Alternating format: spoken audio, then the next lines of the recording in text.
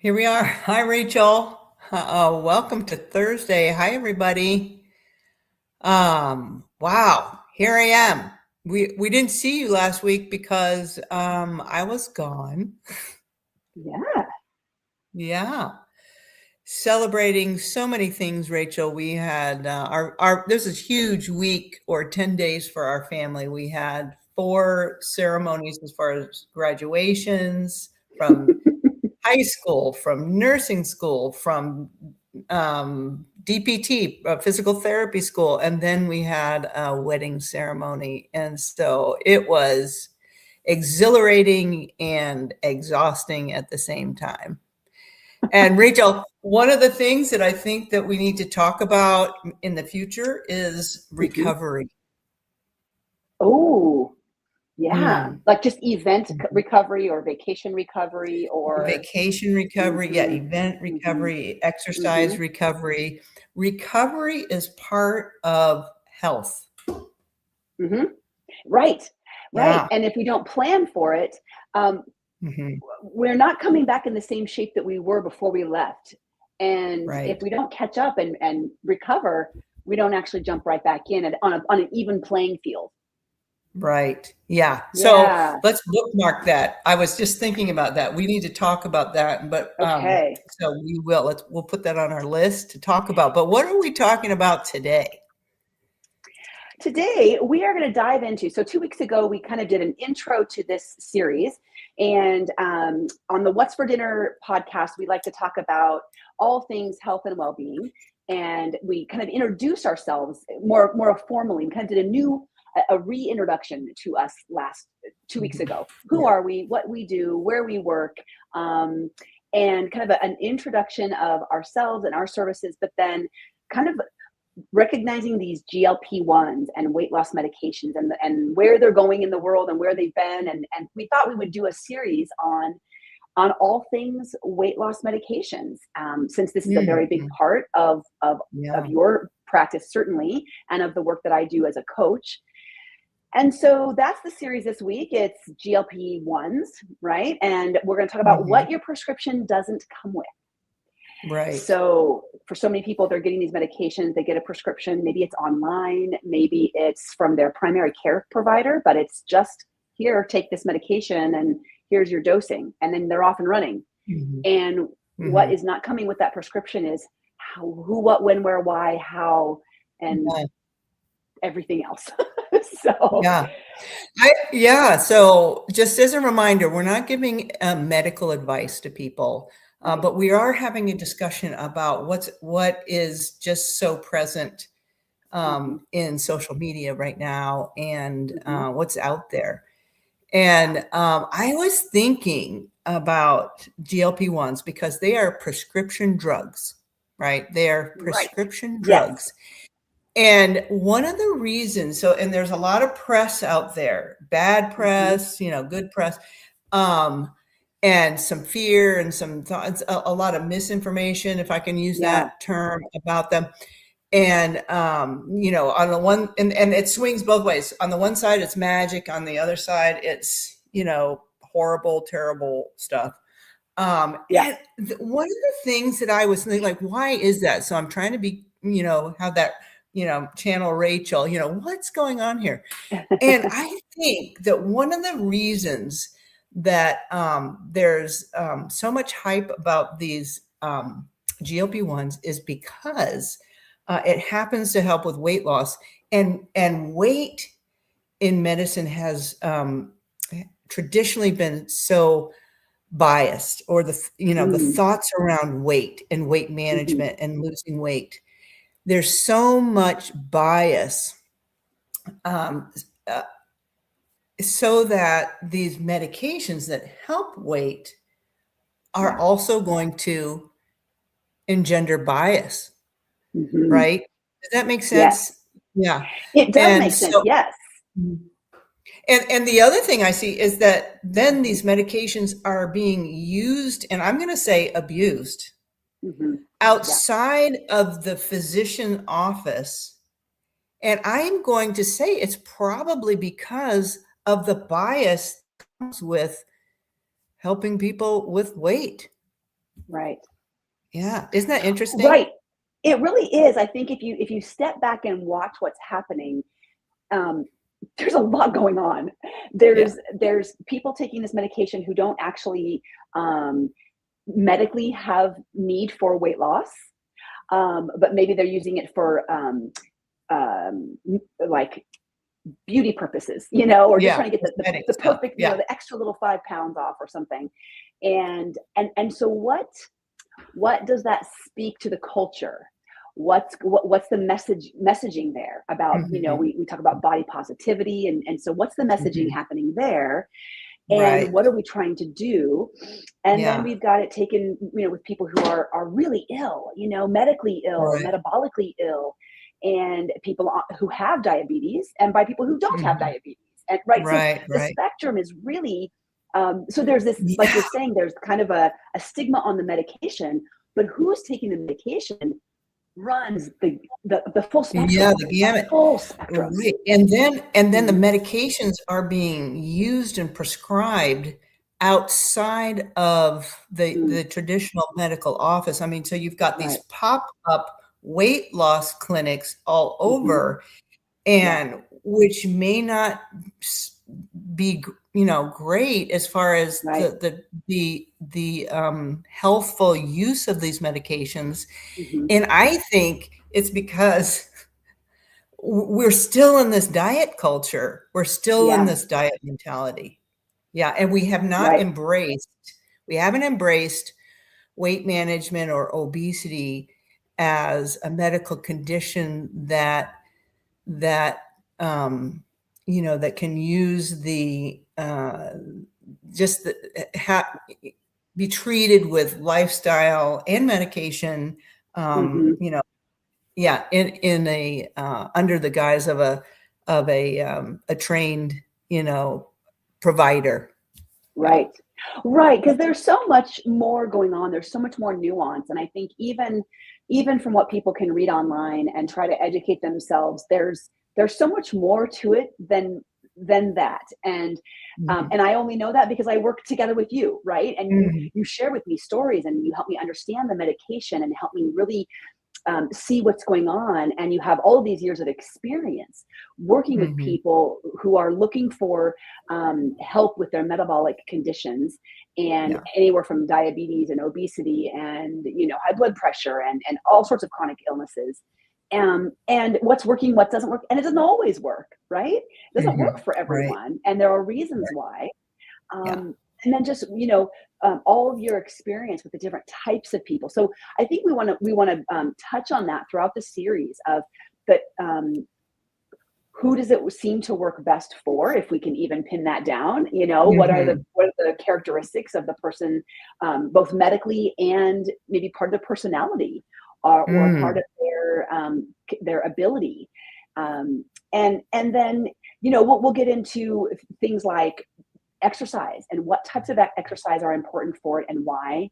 Malnourishment on a GLP-1. Does that happen? How? Why? And how to avoid it? Mhm. We'll also talk about prehabbing. There's a new term kind of Mhm. popping up, not just with GLP-1s, but with people who have any kind of surgeries or any kind of major medical procedures done. This concept of prehabilitation, getting your Mhm. body ready beforehand. Don't just do the PT after. So we'll talk about what does prehabbing look like if you're considering a weight loss journey. Yeah. For this week, we thought we would address a couple of general questions, and of Mhm. course, this is for the person listening who's already on their weight loss journey, already on a GLP-1, looking to start one, just curious, want to learn more. Maybe they have a loved one, a friend or a loved one who's on a GLP-1 or starting a weight loss journey, and they're trying to help get educated so they can be a supportive person, rather than coming from an uninformed and maybe that feeling of judgment because we don't fully understand it. Mhm. So, Dr. Gilbert, could you describe for the listeners, like, kind of what the medications are, what they do? Is there a Right. mechanism that we can understand a little bit better? Yes. So very good. So yeah, so these medications, these GLP-1s, they're not brand new. They've been around a while now. And Mhm. actually the first one I ever used was called Bydureon. That was 20 years ago, 15. maybe 20.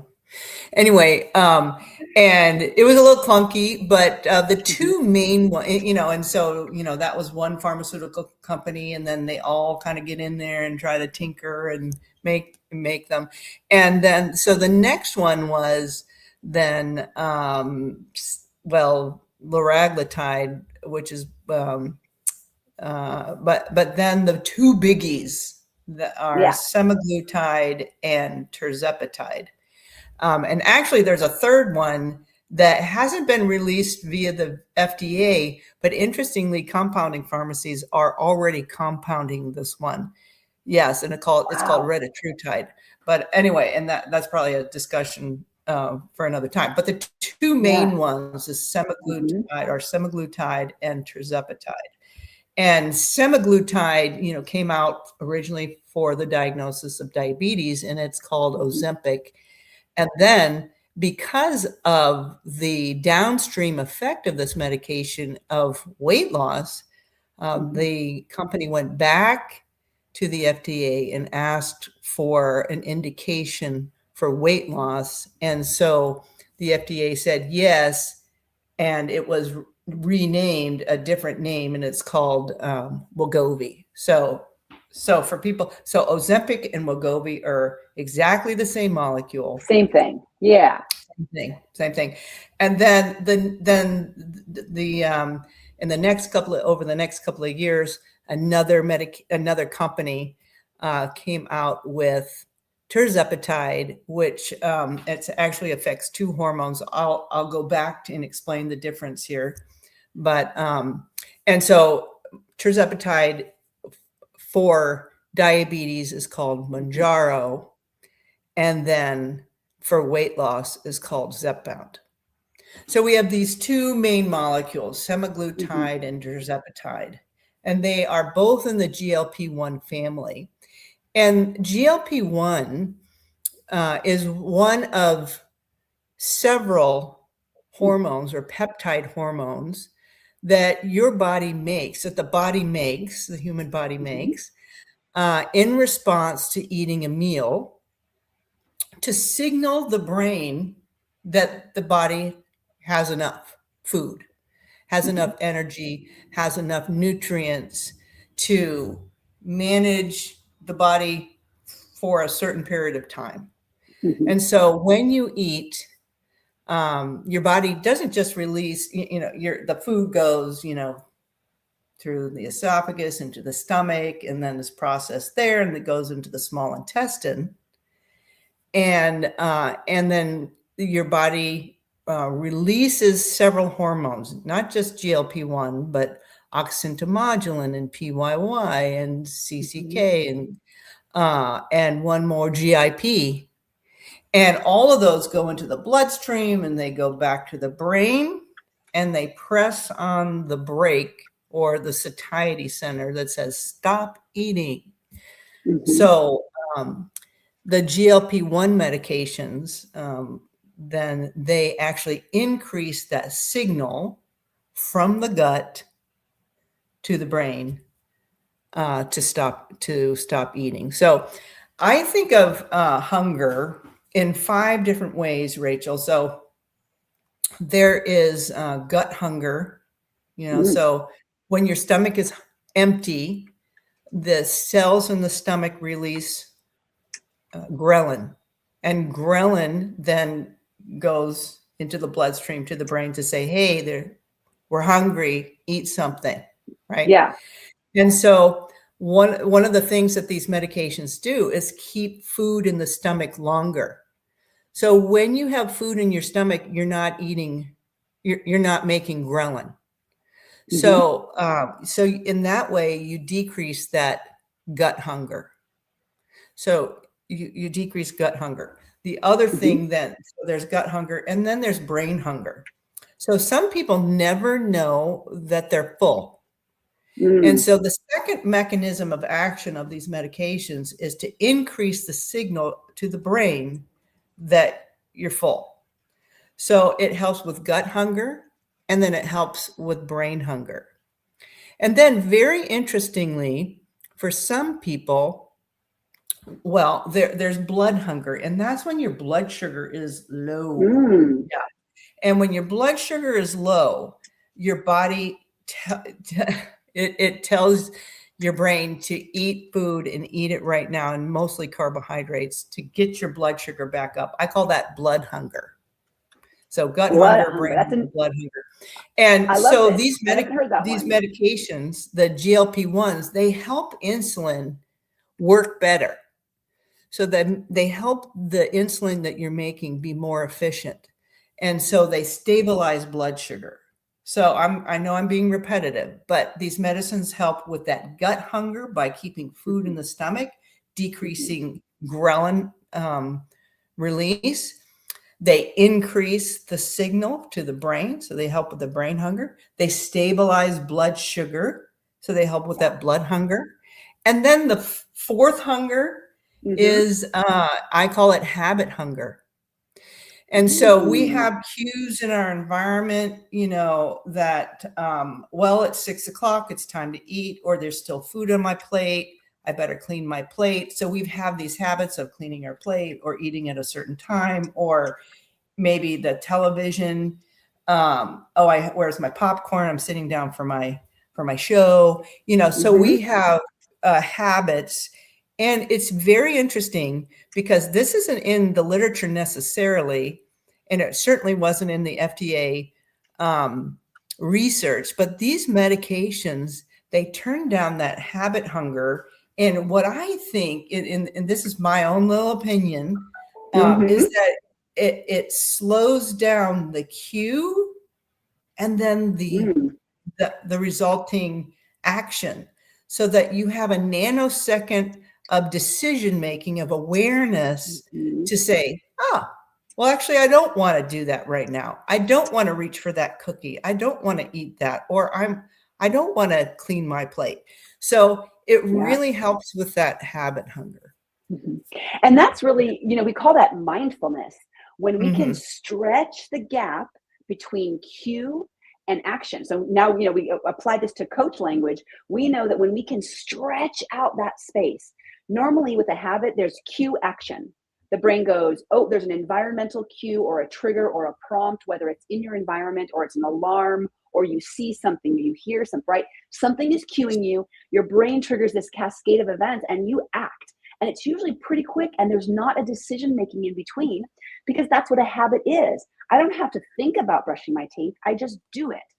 But for these habits, when we can stretch the space, almost like I think of like the Matrix or any movie where you've seen something pause and go slow motion, and you have Right. this cue, and then you have like, what am I gonna do?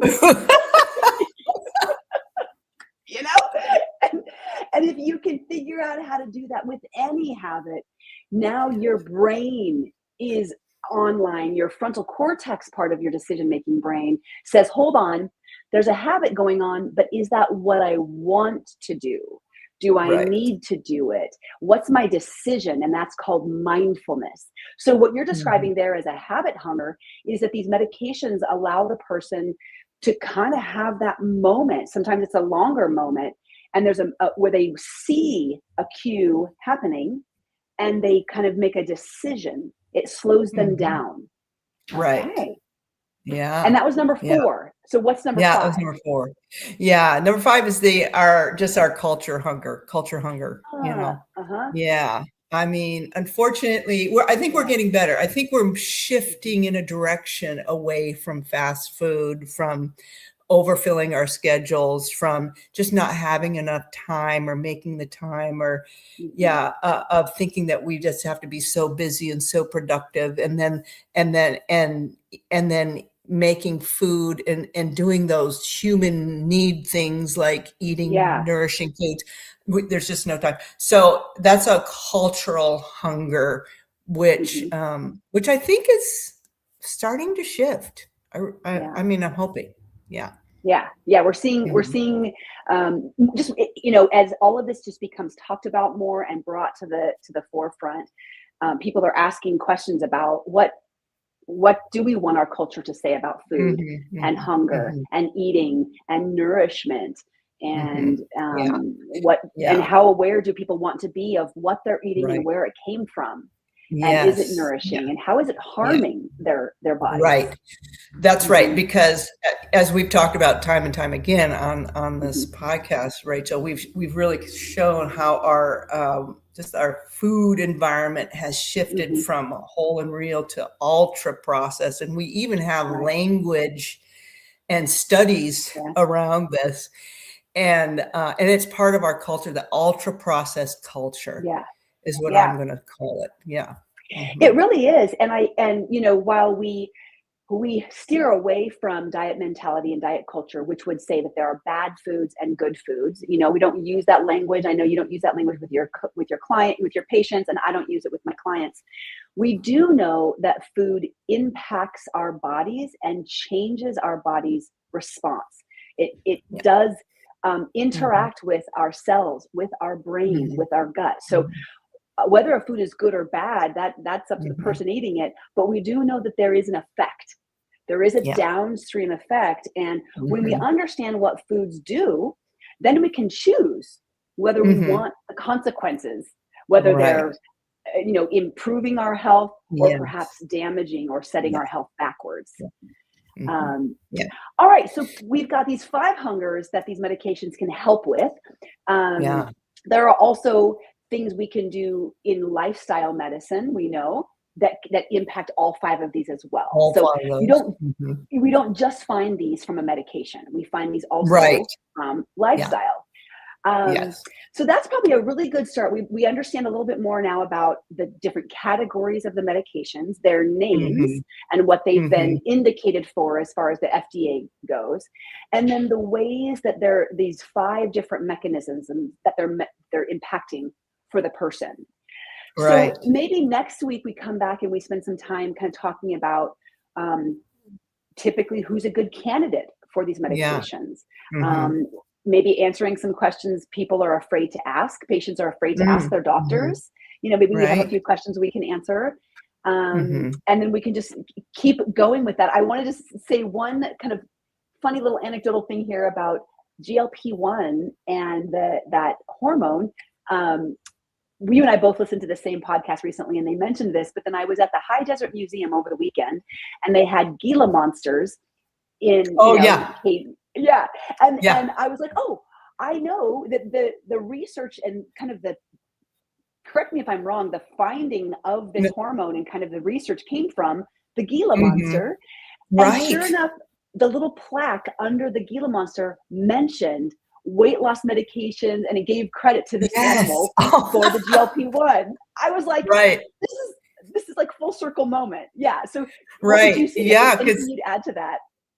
Yeah. yeah, because the Gila monster apparently makes a lot of this hormone and goes a long time without eating, right? Yeah. Yeah, Yes. and so yeah, so scientists got curious about that, and they Mhm. discovered this GLP-1, and the Gila monster is also in us. Ours disappears like that.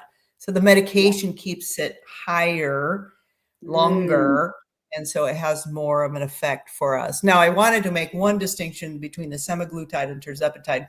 The Mhm. semaglutide affects GLP-1, the tirzepatide affects GLP-1 and GIP.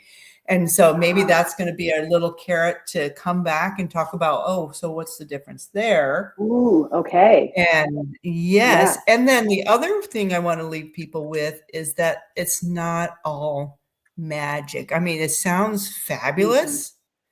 It sounds fabulous. And actually, it has been a game changer for so many Mhm. people. And I Yeah. am very grateful for these medications. Yeah. And I'm going to say, and And yeah. there, and that the lifestyle change is as big a Mhm. part. Mhm. Because Yeah. otherwise, if it's medication only, then unfortunately we're on that same roller coaster Yeah. yo-yo. Yeah, Yeah. as we Really, the yo-yo weight loss can happen just as much Mhm. with a GLP-1 Mhm. medication as it Yeah. can with a diet. Yeah. Yeah. Rachel, Sherry Collins writes in, I used to have Oh. all, I have all 5 of your points. My favorite was the commercial hunger. Mm. Um, and so glad to have the guidance along with the medication. So thank you Yeah. for that, Sherry. Yeah. Yeah. Good Yeah. to hear from you, Sherry. Thanks for popping in here. Yeah. Well, we've got a lot Yeah. to talk about, So, and this is a big conversation, and it is. this will be a Yeah. fun. Yeah, this will be a fun series. Yeah. Yeah. Okay. Do we have a second for what's for dinner? Yeah. What's for dinner? Well, gosh, we just got back from camping, so what's for dinner is probably some of the things we were going to be hmm, yeah, things we were eating camping. Probably like the leftovers of the what's in the cooler. That's what's for dinner. What's in the cooler? Basically, I'm going to rummage through. I know I've got some good veggies still in there. Oh, I know. We made a big kind of taco bowls with sauteed bell peppers and onions and some beans and some brown rice and greens and cabbage and tomatoes oh yeah, and now I'm getting hungry. That's what's for dinner. There we go. I found it. That's awesome. How about you? What's for dinner? Yeah, well, I have so ditto on what everything you said, and then we have some grass-fed chuck roast that Kenny just slow cooked in the oven with the cumin and just wonderful Ooh. seasonings in there. So and onion and all that stuff. So that's what's for dinner for us. So Yeah, yeah, it'll be like a Sim- Mexican night tonight for our yeah, dinners. yes, Yeah. so good. All right. Well, Well, this I has been want to just great. encourage I'm people. looking forward to continuing that conversation and Yes. more recovery, Rachel, to be honest. And more recovery. Yes, we're both taking some time out to recover, re-entry, get back into our routines, but making sure Yeah. that we're recovered before we dive all the way in, so that Yeah. we are refreshed. Yeah. And for anyone listening, if you're curious about what we're talking about, if you're curious about working with Dr. Gilbert or myself, please go to OregonWeightandWellness.com, click on the link. There's links in the show notes. Reach out. You have the number memorized. What's the phone number? Oh, 971-273-7143. There it Mhm. is. There it is. Reach out. We're happy to talk with you about it. We're happy to kind of see if this health journey is for you and if we could work with you. But stay tuned and keep tuning in week after week, because we're going to just keep talking about this. And so hopefully you'll get Yeah. more information and help you make a decision. Sounds good. All right. Thanks so All much, right. Rachel. Yep. Have a great See you rest guys of your next week. day. Uh-huh. Bye-bye.